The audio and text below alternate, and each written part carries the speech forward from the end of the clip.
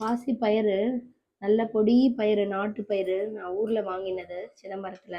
அதை நல்லா வாஷ் பண்ணி அதில் கொஞ்சம் அவங்க மண்ணு கட்டி தான் அந்த பயிர் வந்து ரெடி பண்ணுவாங்க. மண் கட்டினது தான் இயற்கையாக பண்ணுறது. ஸோ அதனால அதில் மண் கொஞ்சம் நிறையவே இருக்கும். நல்லா வாஷ் பண்ணியிருக்கேன். ஊற வச்சு வாஷ் பண்ணி நல்லா அரிச்சு இதை வந்து இந்த மாதிரி ஒரு இதில் ஒரு சல்லடையில் போட்டு நல்லா வாஷ் பண்ணியாச்சு ஃபர்தராக. இப்போ நம்ம இதை வந்து ஒரு தட்டு போட்டு இப்படி மூடி வச்சுட்டோம்னா லேசாக அப்பப்போ தண்ணி மேலே ஸ்ப்ரிங்கிள் பண்ணணும். நல்லா முளை விட்டுரும். இது முளை விட்டதும் சாப்பிட்டா இதோட பலன் அந்த பயரோட வந்து சத்து வந்து நமக்கு 10 மடங்கு அதிகமாக கிடைக்கும். அதனால ரெகுலராக அப்படியே சாப்பிட்றத விட முளை விடுறது இன்னும் சூப்பராக உடம்புக்கு ரொம்ப நல்லது. நாளைக்கு காமிக்கிறேன். இது நம்ம முந்தா நாள் நைட்டு நல்லா வாஷ் பண்ணி முந்தா நாளே வந்து இந்த மாதிரி அதை ஊற வச்சிட்டோம். மார்னிங் வந்து நேற்று மார்னிங் அதை எடுத்து இந்த மாதிரி ஒரு ஜல்லடை, எப்பவுமே வந்து இந்த மாதிரி ஒரு ஹோல் இருக்கிற மாதிரி ஒரு ஜல்லடையில வச்சோம்னா நமக்கு வந்து நல்ல நீளமா நல்லா முளைவிடும். பாருங்க, இந்த பாசி பயிறு, இந்த பொடி பயிறு, நாட்டு பயிறு இல்லையா, எவ்வளோ சூப்பரா முளை விட்டுருக்குன்னு. இது எதுக்காக இதை வந்து அப்படியே நம்ம சாலட் பண்ணி கூட சாப்பிடலாம். ரொம்ப நல்லது உடம்புக்கான. சாலட் வந்து நிறைய பேருக்கு பிடிக்காது. நான் வந்து இதுல இன்னைக்கு ஒரு 3/4 வாசிய தால் பண்ண போறேன். பேலன்ஸை சாலடுக்கு நான் வச்சுக்க போறேன். இதுல முளை விடும்போது 10 மடங்கு அதோட சத்து அதிகமாகுது. அதனாலதான் முளை விட்டு சாப்பிட்டா ரொம்ப நல்லது. 2-3 தடவை நடுவுல இதை ஓப்பன் பண்ணி வாட்டர் வந்து கொஞ்சம் கொஞ்சம் ஸ்ப்ரிங்கிள் பண்ணி வச்சோம். அதனாலதான் இந்த மாதிரி சூப்பரா முளை விட்டுருக்கு. பண்றதுக்கு ஒரு 10-15 சாம்பார் வெங்காயம் பொடியா கட் பண்ணி வச்சிருக்கேன். ஒரு துண்டு இஞ்சி, 5-6 பல்லு பூண்டு, இது மட்டும் இதோட சேர்த்து இடிச்சுக்கலாம். மிளகா வந்து மொத்தமா மாங்காய் ரசத்துக்கும் தாலுக்கும் சேர்த்து வச்சிருக்கேன். மாங்காய் நார்மலா புளிப்பான மாங்காய் தான் இது. இதை வந்து நான் கட் பண்ணி வச்சிருக்கேன். இதை வந்து ரசத்துக்கு பண்ணிக்கலாம். நான் வந்து தால் பண்றதுக்கு ஒரு 2-3 ஸ்பூன் நெய் விட்டுக்கிறேன். நெய் விட்டு ஒரு 2 ஸ்பூன் ஜீரகம் போட்டுக்கலாம். இப்போ அந்த மிளகால பாதி மிளகா போடுறேன். இதுலயே இந்த ஆனியனை, கட் பண்ண ஆனியனை போட்டுக்கலாம். அதுலயே இந்த அளவு இஞ்சி பூண்டு போட்டுக்கலாம். உங்களுக்கு இஞ்சி பூண்டு வேண்டாம் அப்படின்னு நினைச்சீங்கன்னா இல்லாம கூட பண்ணிக்கலாம். பச்சை மிளகா, தக்காளி, ஜீரகம் இதெல்லாம் போட்டும் பண்ணலாம், நல்லா இருக்கும். இது ஓரளவுக்கு நல்லா வதங்கி இருக்கு.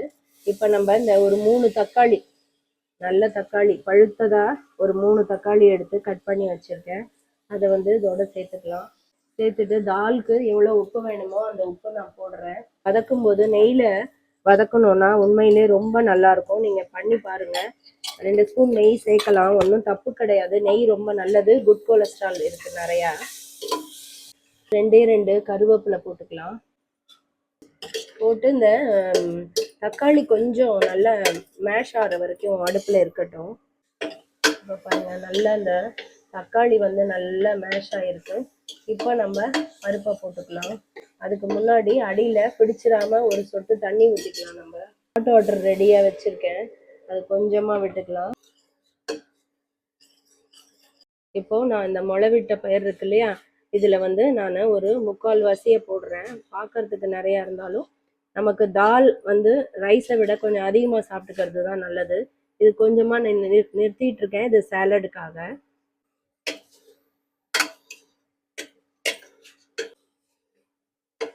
நான் வந்து இந்த குக்கர்ல ஏன் பண்ணி காமிக்கிறேன்னா இது கொஞ்சம் நல்ல வீடியோக்கு உங்களுக்கு கிளியரா தெரியும், அதுக்காக.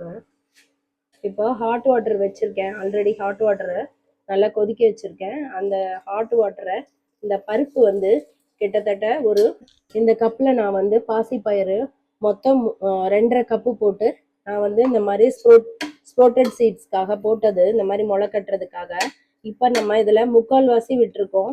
இப்போ இதுக்கு தண்ணி வந்து எவ்வளவு விட்டுருக்கேன் அப்படின்னா 2 கப்பு. இப்போ 2.5 கப்புக்கு ஒரு 1/2 கப்பு பயிறு நான் நிறுத்திட்டு இருக்கேன், 2 கப்பு போட்டிருக்கேன். ஸோ அந்த 2 கப்புக்கு நம்ம ஒரு 6 கப்பு அளவுக்கு தண்ணி விட்டுக்கலாம். அப்பதான் அது நல்லா இருக்கும். இப்போ 4 கப்பு விட்டுருக்கேன், இன்னொரு 2 கப்பு விடுறேன். உப்பு எல்லாமே இப்போ நம்ம போட்டாச்சு. இங்க பாருங்க, இன்னொரு 2 கப்பு தண்ணி விட்டுருக்கேன். இப்போ இதை மூடி வச்சுக்கலாம். இது நல்லா சீக்கிரமாவே வெந்துடும். இருந்தாலும் நம்ம ஒரு 3 விசில் விட்டுக்கலாம், நல்லா இருக்கும். அப்பதான் அடுத்து மாங்காய் ரசத்துக்கு இந்த அளவு ஒரு மாங்காய் தோல் எடுத்து நறுக்கி வச்சுருக்கேன். தோலெல்லாம் எடுத்துட்டு இந்த மாதிரி நறுக்கி வச்சுருக்கேன். புளிப்பான மாங்காய். அதுக்கு நம்ம இந்த அளவு பச்சை மிளகாய் போட்டுக்கலாம். போட்டு இதுக்கு தண்ணி ஊற்றி வேக விடலாம். இப்போது இந்த மாங்காய்க்கு இந்த அளவு தண்ணி ஊற்றி அளவான பிளேட் வச்சு வேக வைக்கலாம். இதை மூடி. பீட்ரூட் காய் பண்ணுறதுக்கு 1/2 ஸ்பூன் கடுகு போட்டுக்கலாம். இதில் 2 பச்சை மிளகாவை 2ஆக உடைச்சி போட்டிருக்கேன். பொடியாக போட்டால் ரொம்ப காரமாயிடும். போட்டுட்டு நம்ம வச்சுருக்கோம் இல்லையா பீட்ரூட்டை, அதை போட்டுடலாம். பீட்ரூட்டு ஒரு அரை கிலோ பீட்ரூட் இருக்கும். இந்த அளவு வாட்டர் விட்டுக்கலாம். வாட்டர் விட்டு வேக வச்சுக்கலாம். இது நல்லா வேகட்டும்.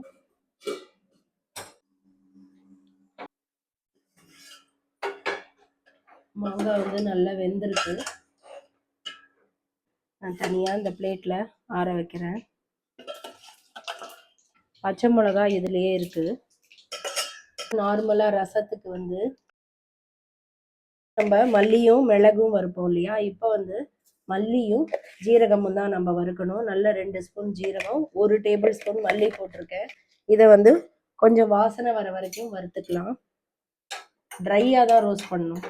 இப்போ இது நல்ல வாசனை வந்திருக்கு. இப்போ ஆஃப் பண்ணிக்கலாம். உப்பு போட்டுக்கலாம். ரொம்ப நிறைய போட்டுற வேணாம், இந்த அளவு போட்டால் போதும். வந்து அரை மூடி தேங்காய் ஃபுல்லாக, ஒரு சைட் தேங்காய் ஃபுல்லாகவே நான் துருவி வச்சுருக்கேன். அதை இதோட சேர்த்துக்கலாம். இப்போ பீட்ரூட்டை லைட்டாக பெரட்டி விட்டால் போதும். நம்ம இதுக்கு மேலே இதை வந்து ரொம்ப தேங்காய் போட்டுட்டோம் இல்லையா, ரொம்ப நேரம் வதக்க வேண்டாம். பீட்ரூட்டுக்கும் லைட்டாக பெருங்காயம் போடுறேன். போட்டு நல்லா மிக்ஸ் பண்ணி விட்டுக்கலாம். 2 கருவேப்பிலை போடலாம். போட்டு மிக்ஸ் பண்ணியாச்சு. பீட்ரூட்டுக்கு நம்ம மிளகா வந்து பச்சை மிளகா போட்டுக்கிறது தான் பெட்டர். ஏன்னா காஞ்ச மிளகா போட்டோம்னா சேம் கலரில் இருக்கும்னு தெரியாமல் குழந்தைங்க கடிச்சிடும். அதனால நம்ம பச்சை மிளகாவை அதுவும் பெருசாக போட்டோம்னா அது இருக்கிறதும் தெரியும், காரமும் குறைவாக இருக்கும். இப்போது இந்த மல்லியும் ஜீரகமும் பொடி பண்ணிட்டோம் இல்லையா, அதை நம்ம இதில் போட்டுக்கலாம். போட்டுட்டு நம்ம ஆற வச்சுருக்கேன் இந்த மாங்காவையும் அரைச்சிடலாம்.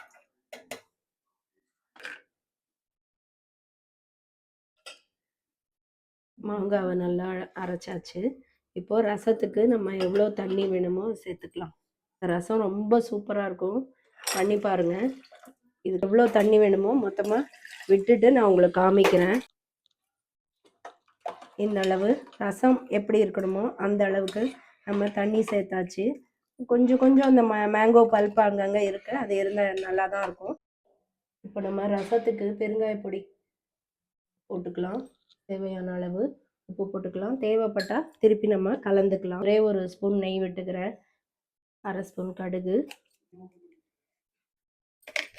ஆக்சுவலி மாங்காய் ரசம் இல்லையா, மாங்காய் கொஞ்சம் ஹீட்டு, அதனால நம்ம ரசத்தில் 2 வெந்தயம் போட்டுக்கலாம். கொத்தமல்லி, கருவேப்பிலை போட்டாச்சு. கருவேப்பிலை போட்டுக்கலாம்.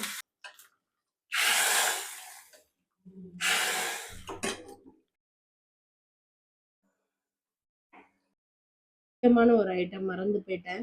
இந்த அளவு வெல்லம் போடணும். இது வந்து கண்டிப்பாக போடுங்க. உங்களுக்கு போட்டு ஒரு தடவை பண்ணி சாப்பிட்டு பாருங்கள், ரொம்ப நல்லாயிருக்கும். ரசம் வந்து லைட்டாக கொதி வந்திருக்கு. இப்போ நம்ம ஆஃப் பண்ணிடலாம். ரசம் எவ்வளோ நல்லா இருக்கு பாருங்கள். நல்லா தெளிவாக, நம்ம ஃபுல்லாகவே தெளிவாக இருக்கும்.